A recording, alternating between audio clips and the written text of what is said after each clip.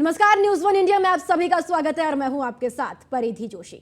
BJP से राज्यसभा सांसद हरनाथ सिंह यादव से न्यूज वन इंडिया ने खास बातचीत की है। इस दौरान हरनाथ सिंह यादव ने क्या कुछ कहा, ये आपको सुनवाते हैं। हमारे साथ बातचीत करने के लिए राज्यसभा सांसद हरनाथ सिंह यादव जी है। सर, हमारी सरकार जिस तरीके से काम कर रही है, अब ये भी फैसला लिया गया है कि करीब 117 जो मदरसे हैं वहाँ पे संस्कृत पढ़ाया जाएगा। आपको लगता है कि हर विषय जिस तरीके से जानकारी होनी चाहिए बच्चों को, अब मदरसे में पढ़ाया जाएगा, तो ऐतिहासिक फैसला है? देखिए, देश में ये बदलाव का दौर है, परिवर्तन का दौर है। और उत्तराखंड सरकार के जो मुख्यमंत्री हैं माननीय धामी जी, उनका मैं स्वागत करता हूं। संस्कृत भाषा देव भाषा है, विश्व की प्राचीनतम भाषाओं में से है। विश्व की अधिकांश भाषाओं की जननी संस्कृत भाषा है। तो यह जो उनका फैसला है बहुत श्रेष्ठ फैसला है।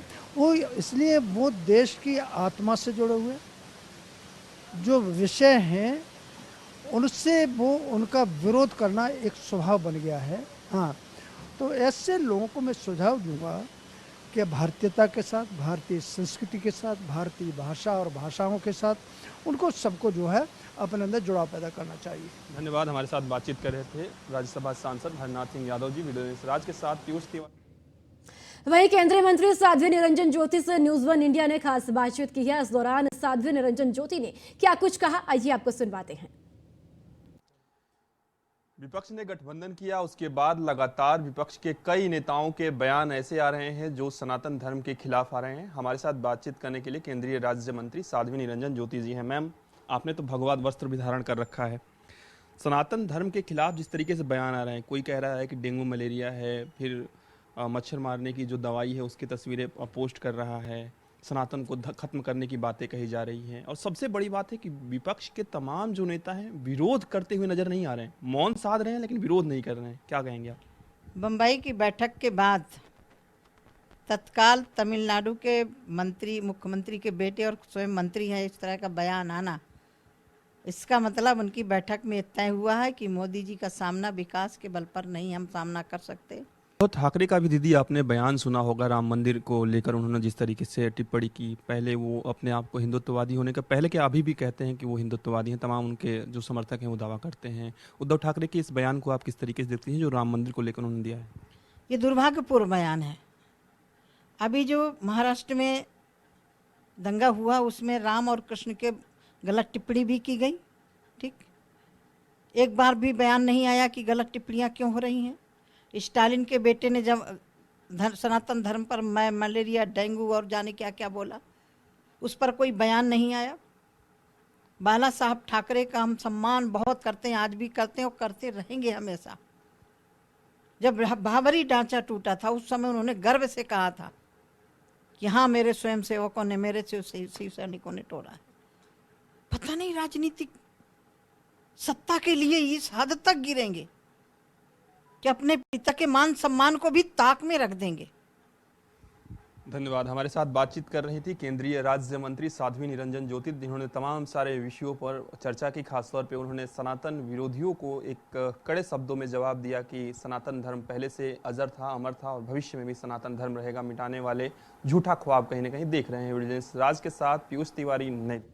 समाजवादी पार्टी के राष्ट्रीय महासचिव रामगोपाल यादव ने ब्रजभूषण शरण सिंह के बयान पर अपनी प्रतिक्रिया दी है। क्या कुछ उन्होंने कहा, ये आपको सुनवाते हैं। हमारे साथ बातचीत करने के लिए समाजवादी पार्टी के नेता रामगोपाल जी। ब्रजभूषण शरण सिंह ने अपने ही पार्टी के खिलाफ की बात करें, आवारा पशुओं के खिलाफ उन्होंने आवाज उठाई है। आप किस तरीके से देखते हैं? सही बात लगातार नहीं, वो सारा पब्लिक परेशान है तो उठाएगा नहीं जनप्रतिनिधि है तो। पर बीजेपी ने कहा है कि सनातन धर्म का विरोध करने के लिए कहीं ना कहीं इंडिया गठबंधन हुआ है, जिस तरीके से बयान आ रहे हैं। क्या कहेंगे आज रविशंकर प्रसाद जी? पूर्ण कमेंट है जो भी करता है उसका, बीजेपी का हो या कोई। बिल्कुल, तो ये थे हमारे साथ समाजवादी पार्टी के वरिष्ठ नेता रामगोपाल यादव जी। वीडियो राज के साथ पीयूष तिवारी, नई दिल्ली। वहीं दिल्ली भाजपा के उपाध्यक्ष कपिल मिश्रा ने आज एक संवाददाता सम्मेलन के माध्यम से दिल्ली सरकार द्वारा पटाखों के बैन का तुष्टीकरण की राजनीति करार देते हुए कहा कि पिछले कुछ सालों में अरविंद केजरीवाल और उनकी सरकार प्रदूषण से नहीं बल्कि दिवाली के उत्साह से लड़ रही है और जैसे ही दिवाली नजदीक आती है वैसे ही पटाखों पर बैन कर देती है। जबकि ITI दिल्ली की इस रिपोर्ट के अनुसार पटाखों से सिर्फ 2% प्रदूषण फैलता है, इसलिए सबसे पहले अरविंद केजरीवाल 98% प्रदूषण से निपटने के लिए कदम उठाएं। केजरीवाल सरकार ने दिवाली पर बैन लगाने की घोषणा की और ये दिवाली पर बैन मैं इसलिए बोल रहा हूं क्योंकि इसके पीछे कोई और नियत समझ नहीं आ रही, इसका कोई और एजेंडा समझ नहीं आ रहा। सवाल ये है कि आप हर साल दिवाली जब आने वाली होती है आप पटाखों पर बैन की घोषणा करते हैं और इसमें आप सुप्रीम कोर्ट के द्वारा दिए हुए निर्णय को भी क्रॉस कर जाते हैं, क्योंकि ग्रीन पटाखों की परमिशन तो भारत के उच्चतम न्यायालय के माध्यम से भी दी गई है। आप दिल्ली के व्यापारियों को और दिल्ली के दिवाली मनाने वाले लोगों को उन ग्रीन पटाखों से भी वंचित करते हो। तो सबसे पहला सवाल तो यह है कि आखिर आपकी नीयत सुप्रीम कोर्ट के ऑर्डर को भी क्रॉस करते हुए आप पूर्ण बैन हर साल दिवाली पर क्यों लगाया जा रहा है। और दिल्ली भाजपा की तरफ से मैं ये कहना चाहता हूं कि बेसिक मिनिमम सुप्रीम कोर्ट के द्वारा दी गई जो परमिशन है ग्रीन पटाखों की वो लागू होनी चाहिए। दिवाली पर पटाखों पर पूर्ण प्रतिबंध ये खराब नीयत से लिया गया निर्णय है और इसका पॉल्यूशन से कोई लेना देना नहीं है। क्यों मैं ये कह रहा हूं, क्योंकि अगर आपको पॉल्यूशन रोकना होता तो आपने सुप्रीम कोर्ट के अपने ही एफिडेविट में जो 16 कदम उठाने की बात की थी उनको आप उठा रहे होते। अगर आपको पॉल्यूशन रोकना होता तो आपने ये कहा था पंजाब चुनाव से पहले कि पराली का पॉल्यूशन रोकने का मैजिक सॉल्यूशन आपके पास है। आपने कहा था कि पूसा के साथ मिलकर आपने कोई नया टेक्नोलॉजी डेवलप किया है और कम से कम 60 करोड़ रुपए के विज्ञापन दिए गए थे दिल्ली की जनता के पैसे से कि पॉल्यूशन कैसे रोका जाएगा पराली का। लेकिन आज आपकी सरकार है। वहीं गणेश महोत्सव को देखते हुए दिल्ली के रहने वाले राजेश कुमार ने अपनी पेंटिंग के जरिए गणपति की पेंटिंग को एक नया आयाम दे डाला है, जिसे आप इन सभी पेंटिंग में बने गणेश की पेंटिंग को गणेश महोत्सव के दौरान देख सकेंगे। साथ ही संस्कार भारती में लगाई गई राजेश की पेंटिंग प्रदर्शनी दर्शकों को काफी लुभा रही है। इस प्रोग्राम में मुख्य अतिथि के तौर पर सांसद मनोज तिवारी और रमेश विदुड़ी भी नजर आए।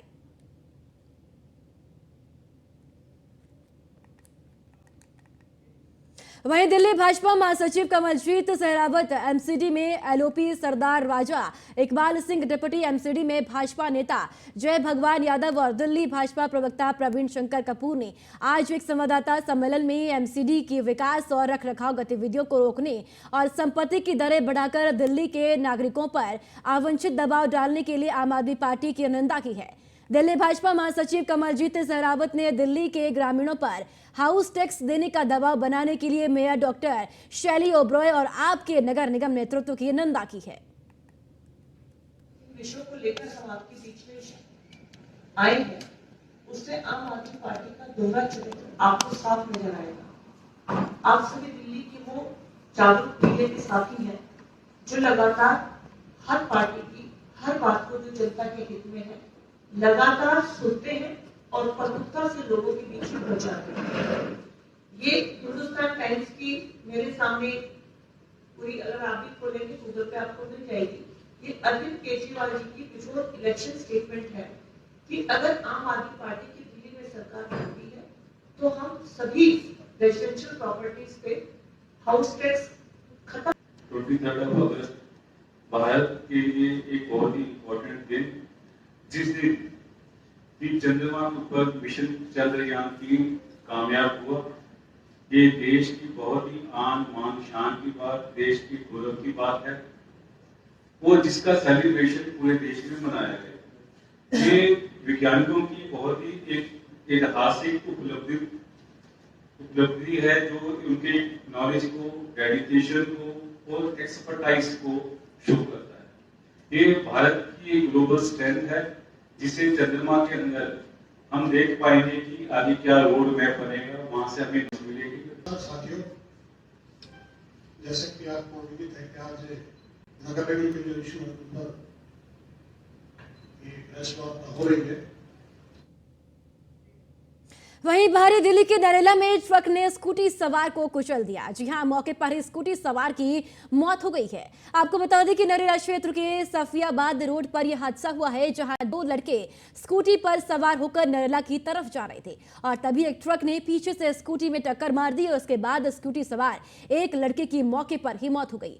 मृतक युवक का नाम सचिन है और उसकी उम्र लगभग 26 साल बताई जा रही है।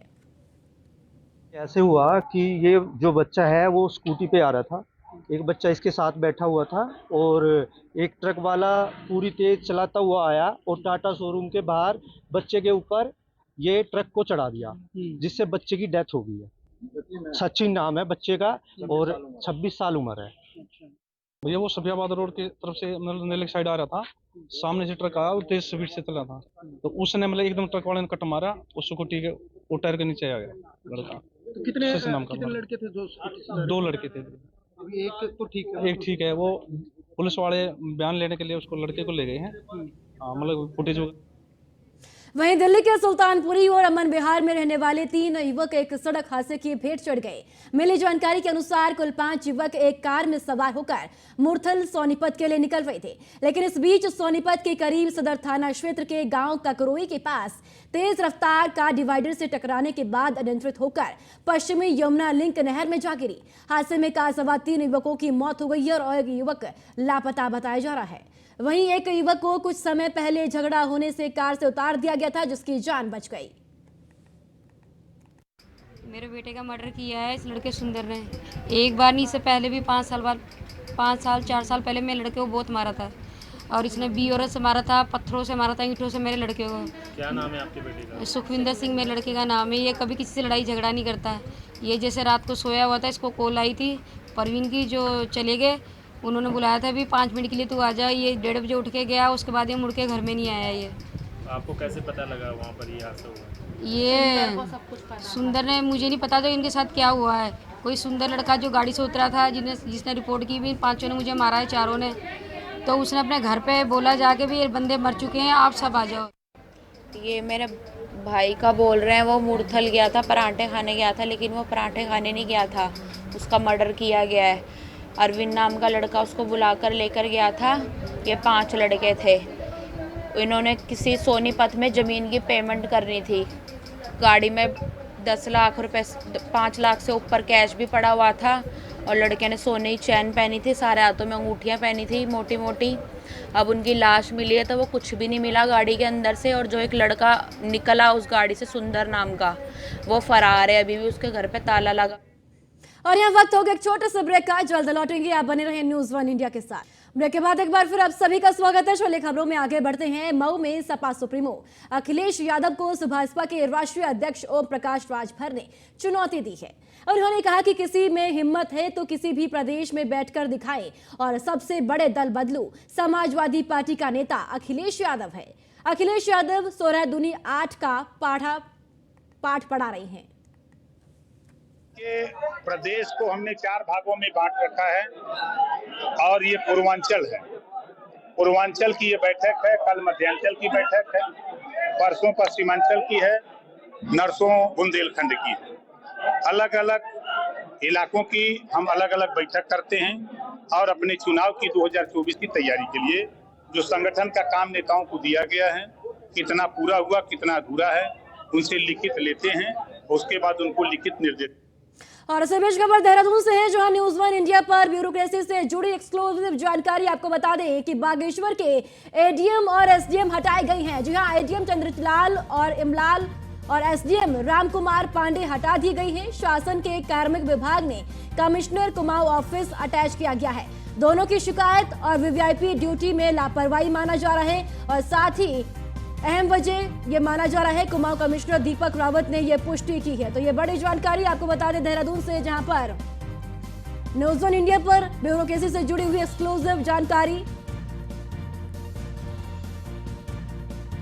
बागेश्वर के एडीएम और एसडीएम को हटाया गया है। एडीएम चंद्रलाल इमलाल और एसडीएम रामकुमार पांडे को हटा दिया गया है।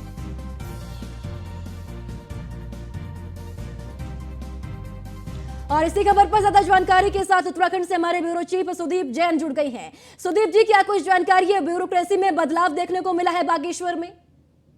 देखिए, बागेश्वर जिले में चुनाव के ठीक संपन्न होने के बाद राज्य सरकार ने वहां के एडीएम और एसडीएम को हटाया है। चंद्रलाल इमलाल हैं एडीएम और एसडीएम हैं हमको पांडे, जिन्हें राज्य सरकार ने हटाया है। इन दोनों को हटाए जाने की बहुत बड़ी वजह यह है कि बीते दिनों राज्य सरकार को एक शिकायत विशेष मिली और एक जिले में वीआईपी ड्यूटी के दौरान बहुत बड़ी लापरवाही बरती गई थी। ये वजह इनके हटाए जाने की बनी है। ये मसला इसलिए भी दिलचस्प है क्योंकि दोनों को तत्काल हटाकर कुमाऊं ऑफिस, जो कुमाऊं के कमिश्नर है, उनके ऑफिस से अटैच किया गया और इन दोनों के स्थान पर किसी अधिकारी की तैनाती न होना यह भी बताता है कि ये शिकायत के आधार पर एक तरफा हटाए गए हैं। ये रूटीन ट्रांसफर या रूटीन कोई आदेश सरकार का नहीं है, कार्मिक विभाग का। तो ये आज की बड़ी खबर है कि बागेश्वर के एडीएम और एसडीएम को हटाकर कुमाऊं ऑफिस अटैच किया गया। जी चलिए, बहुत बहुत शुक्रिया सुदीप जी महत्वपूर्ण जानकारी देने के लिए। तो वही खबर सहारनपुर से है, जहां पर 5 युवकों द्वारा युवती से गैंगरेप का यह मामला सामने आया है। गैंगरेप मामले में परिजनों और ग्रामीणों ने थाने का घेराव भी किया है और आपको बता दें कि गुस्साए ग्रामीणों ने थाने के बाहर जमकर नारेबाजी भी की है और सहारनपुर रोड को जाम कर दिया। पुलिस के खिलाफ ग्रामीणों ने नारेबाजी की है और मौके पर ग्रामीणों को समझाने में पुलिस जुट गई थी। आरोपियों को फांसी की सजा दिलाने की मांग लगातार परिजन कर रहे हैं और घरों पर बुलडोजर चलाने की मांग पर परिजन और ग्रामीण अड़े हुए हैं।